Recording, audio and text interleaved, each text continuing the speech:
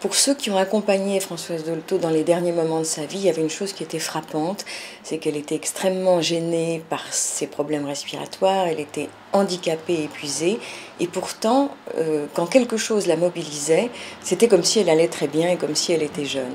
Et nous avons vu ça quand elle a reçu pour les derniers entretiens Michel Amram et Fabienne Dortoli, où on la voit sur les images très très fatiguée, mais on voit son œil qui n'a pas d'âge, c'est-à-dire qui est très jeune.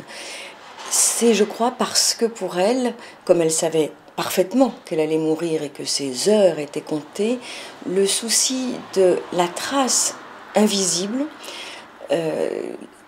était une chose importante pour elle. Je veux dire, la trace invisible, c'est pas tellement qu'elle s'occupait de sa trace dans la réalité de ce qu'on allait dire d'elle, etc. Je crois qu'elle s'en fichait absolument complètement, je le sais. Ce qui lui importait, c'était la trace dans le travail, c'est-à-dire les graines qu'on sème et qui vous échappent. Je crois que c'est ça qu'elle aimait beaucoup. Quelque chose qu'on dit, qu'on fait et qui est repris par d'autres et qui fleurit, fait fruit surtout, ailleurs, sans qu'on puisse retrouver la trace de celui qui en est à l'origine, mais qui vit.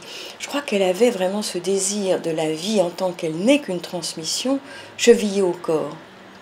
Et parce que la Neuville existait, qu'elle fonctionnait, qu'elle était au quotidien en travail avec eux, elle avait confiance dans le fait que ce qui se faisait là, comme dans la Maison Verte d'ailleurs, ce qui se faisait là allait perdurer et que sans doute un jour on oublierait qu'une certaine Françoise Dolto avait participé à ça, mais que ça fonctionnerait et qu'il y aurait des enfants qui en bénéficieraient. Je crois que ça, pour elle, ça donnait sens à sa vie, même si ce qui lui restait à vivre était très court.